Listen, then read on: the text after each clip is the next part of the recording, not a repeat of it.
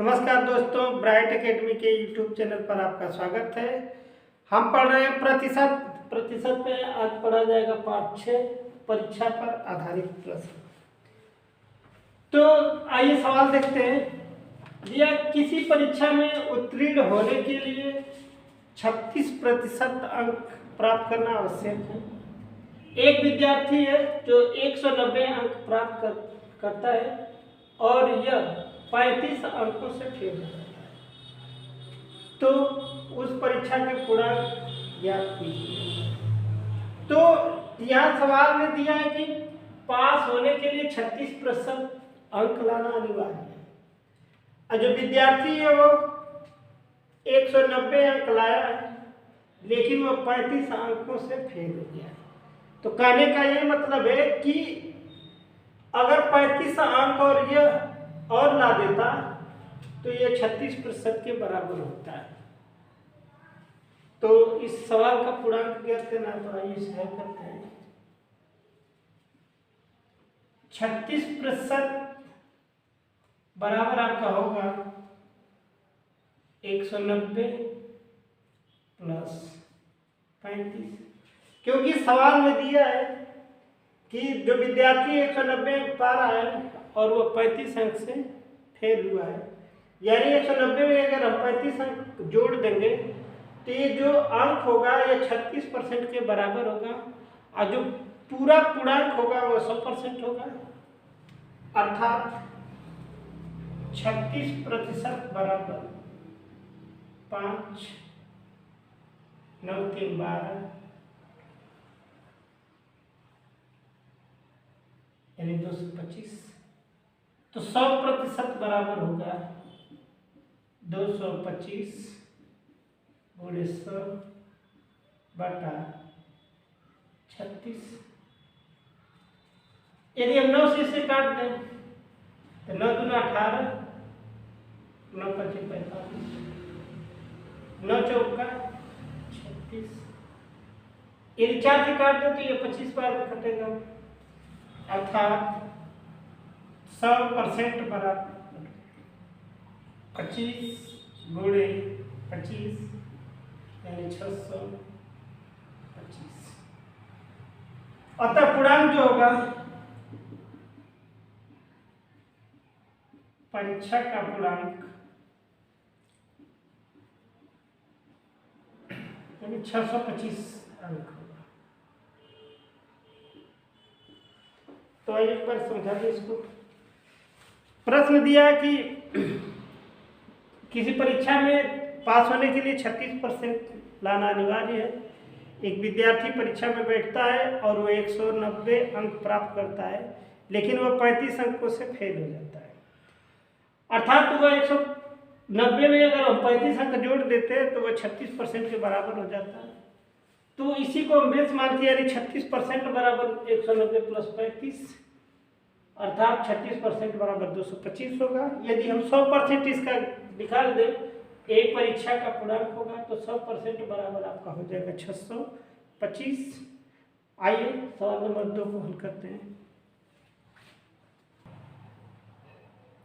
आइए सवाल नंबर 2। एक विद्यार्थी को पास होने के लिए कुल अंकों का 33% प्राप्त होना आवश्यक है।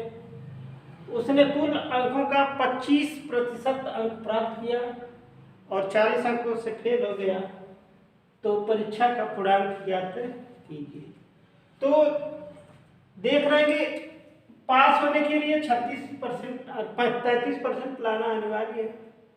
एक विद्यार्थी है जो 25% अंक प्राप्त किया है, लेकिन वो 40 अंकों से फेल हो गया है। कहने का मतलब यदि 25% में अगर हम 40 अंक जोड़ देते तो यह 33% के बराबर हो जाता है। तो आइए इसे हल करते हैं।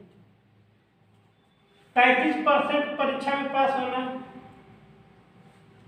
33% चाहिए पास होने के लिए। एक विद्यार्थी 25% अंक पा रहा है, लेकिन वह 40 अंक से फेल हो गया। यदि इस 25% में यदि हम 40 अंक जोड़ देते तो ये 25% और ये 40 अंक मिला के 33% के बराबर होता है। तो हम देख रहे हैं कि प्रतिशत दो जगह दिया है, तो प्रतिशत को एक तरफ कर दिया जाए। परीक्षा में पूर्णांक ज्ञात करना है, यानी 100% का मान ज्ञात करना है। तो 33% माइनस 25% बराबर 40। यदि हम इसमें से घटाएंगे तो ये हो जाएगा 8%। 8% का मान दिया है 40, 100% का मान ज्ञात करना है, तो 100% बराबर हो जाएगा 40 गुणे 100 बटा 8। 8 एकम 8, 8 5 40, अर्थात परीक्षा का जो पूर्णांक होगा 500 होगा। अतः परीक्षा का पूर्णांक बराबर 500। तो उम्मीद करते हैं कि सवाल आपको समझ में आया होगा। आइए तीसरे सवाल को हल करते हैं। आइए सवाल नंबर 3 देखते हैं। एक परीक्षा में अधिकतम अंकों की 20% अंक प्राप्त करने वाला एक छात्र 24 अंकों से फेल हो जाता है। दूसरा छात्र जिसे अधिकतम अंकों के 45% अंक मिलते हैं और उत्तीर्णांक से 26 अंक अधिक पा जाता है, तो परीक्षा को उत्तीर्ण होने के लिए आवश्यक प्रतिशत क्या होगा। तो सवाल में देख रहे हैं कि एक विद्यार्थी 20% पाया और 24 अंक से फेल हो गया। दूसरा विद्यार्थी है, दूसरे विद्यार्थी को 45% अंक मिला और ये 26 अंक ज्यादा पा रहा है। प्राप्तांक जितना प्रतिशत चाहिए उससे 26 अंक ज्यादा पा रहा है। तो कह रहा है कि इस परीक्षा को प्राप्त करने के लिए आवश्यक प्रतिशत, उत्तीर्ण होने के लिए आवश्यक प्रतिशत अंक कितना चाहिए। तो आइए सबसे पहले तो इसका पूर्णांक ज्ञात करने। कितना पूर्णांक है। पूर्णांक ज्ञात होने के बाद 20% का मान निकाल के 24 जोड़ दें, वो आपका प्राप्तांक होगा। इसी को परसेंटेज में बदल दें या 45% निकाल कर 26 अंक घटा दें, उसको परसेंटेज में बदल दें। तो आइए इसको एक विद्यार्थी 45% पा रहा है और ये पास होने से 26 अंक ज्यादा पाया है, यानी 26 अंक घटा देंगे तो भी ये पास के बराबर रहेगा। और दूसरा का विद्यार्थी जो है 20% पा रहा है लेकिन ये फेल हो गया है। यदि इसे 24 नंबर अगर दे दिया जाए तो ये भी पास हो जाएगा। तो परसेंटेज एक तरफ कर लेंगे और अंक एक तरफ कर लेंगे। तो 45% माइनस 20% बराबर 24 प्लस 26। तो अब घटाएंगे तो 45 में से ये घटाएंगे तो ये हो जाएगा 25% और ये हो जाएगा 50। यदि हम 100% का मान निकालें तो ये पूर्णांक निकल जाएगा। तो 100% बराबर हो जाएगा 50 गुणे 100 बटा 25। तो 25 से कम 25, 25 गुना 50, ये 200 जो आएगा ये पूर्णांक आएगा। पास होने के लिए चाहिए 20% प्लस 24। पास के लिए चाहिए 20% यानी 200 गुणे 20 बटा 100 प्लस 24। तो हो जाएगा 20 गुना 40 प्लस 24, कुल मिला के 64 अंक। यदि अंक में देखा जाए तो पास होने के लिए 64 अंक चाहिए, लेकिन सवाल में पूछा है कि प्रतिशत क्या होगा, यानी इसको प्रतिशत में बदलना है। तो प्राप्तांक को प्रतिशत में बदलने के लिए करते क्या है, प्राप्तांक गुणे 100 बटा पूर्णांक, तो हो जाएगा 64। पास होने के लिए आवश्यक प्रतिशत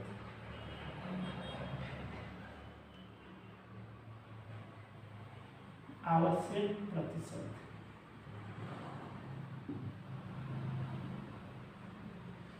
64 गुणे 100 बटा पूर्णांक 200, 1 0 2 0 2 से काट देंगे, कुल मिला के 32% प्राप्त करेंगे।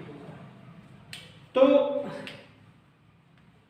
सवाल में दिया था कि 45% पाकर एक विद्यार्थी पास होने का जो अंक है उससे 26 अंक ज़्यादा पाया था, इसलिए 45 में से उसको 26 माइनस किया गया। और एक विद्यार्थी जो 20% पा रहा है तो फेल हो रहा है, यानी पास करने के लिए 24 अंक इसमें हमको जोड़ना पड़ेगा, तब वो पास होगा।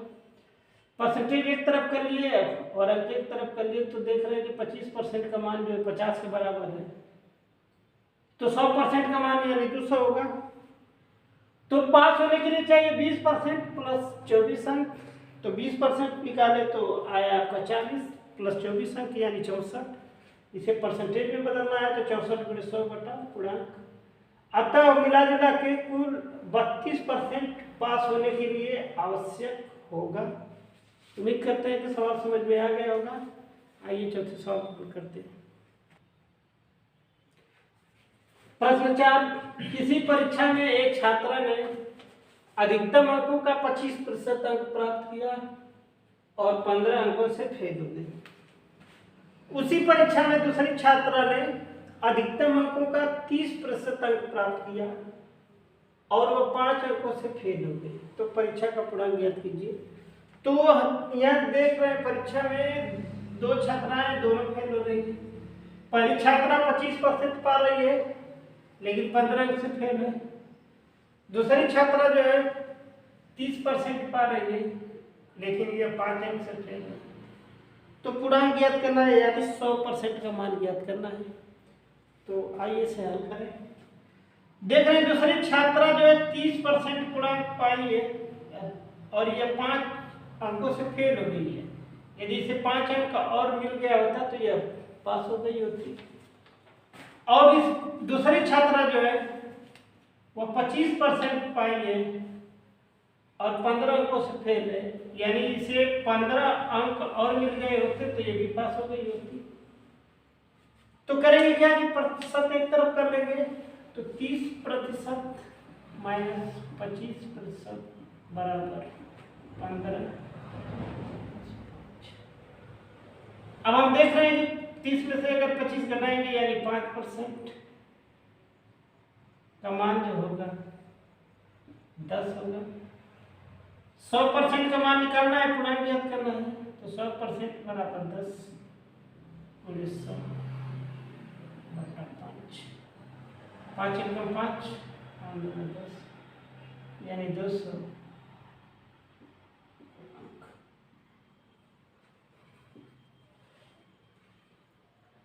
अतः पूर्णांक जो होगा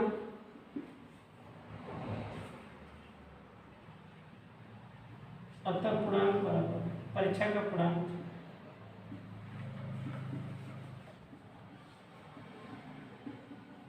बराबर 200।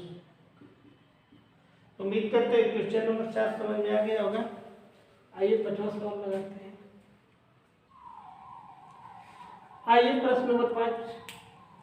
एक परीक्षा में 19% विद्यार्थी गणित में फेल होते हैं और 10% विद्यार्थी अंग्रेजी में फेल होते हैं तथा दोनों विषयों में ऐसे 7% विद्यार्थी हैं जो दोनों विषय में फेल हुए हैं।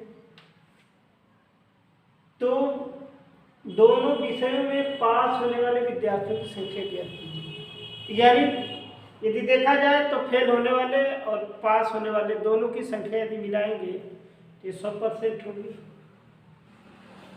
तो आइए इसे देखते हैं। इसे यदि डायग्राम से लगाया जाए तो बहुत आसान होगा, बहुत छोटा भी लग जाएगा। तो हम देख रहे हैं कि गणित में 19%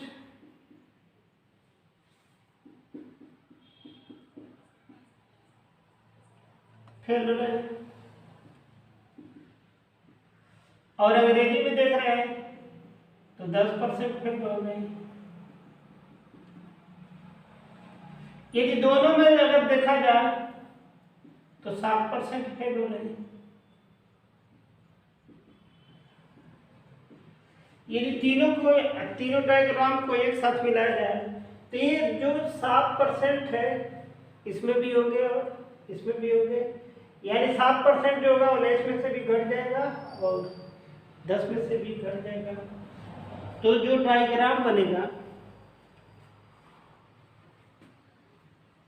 ऐसे बनेगा,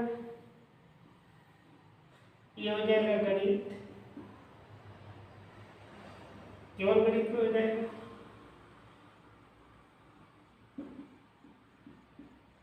और ये हो जाएगा केवल अंग्रेजी,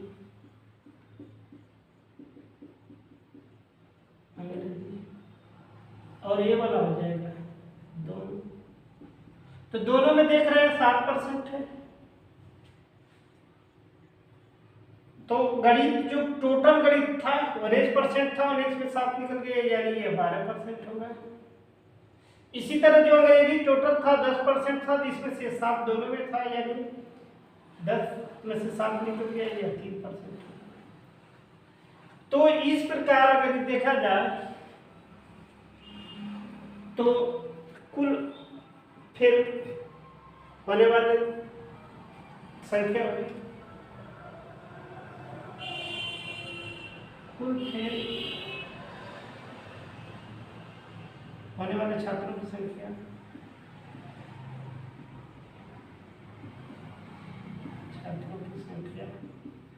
प्रतिशत में होगी, यानी 7, 3, 10 और 12, यानी 32% होगी। यदि पास वाली संख्या और फेल वाली संख्या मिलाई जाए तो पास वाली संख्या और फेल वाली संख्या मिलाई जाए तो 100% होगी, यानी हम कह सकते हैं कि 5% पास प्लस फेल, टोटल मिला के 100% होगा। तो पास का पता नहीं है, मान लेते हैं इसको x, और फेल का पता हो गया है 22%, टोटल 100% है। अर्थात पास वाला जो होगा 100 माइनस 22 बराबर 78%। तो चाहे तो इसको देख कर एक लाइन में लगा सकते हैं, डायग्राम बना लेंगे फट से, तो 7, 3, 10 और 12, 22 होगा। एक के लाइन में लिख लेंगे 100 माइनस 22 बराबर 78%, लिखने की जरूरत नहीं पड़ेगी। तो उम्मीद करते हैं कि परीक्षा पर आधारित प्रश्न आप लोग को समझ में आया होगा। वीडियो अच्छी लगी हो तो लाइक करें, कमेंट करें, शेयर करें और चैनल को सब्सक्राइब करें। वीडियो देखने के लिए धन्यवाद।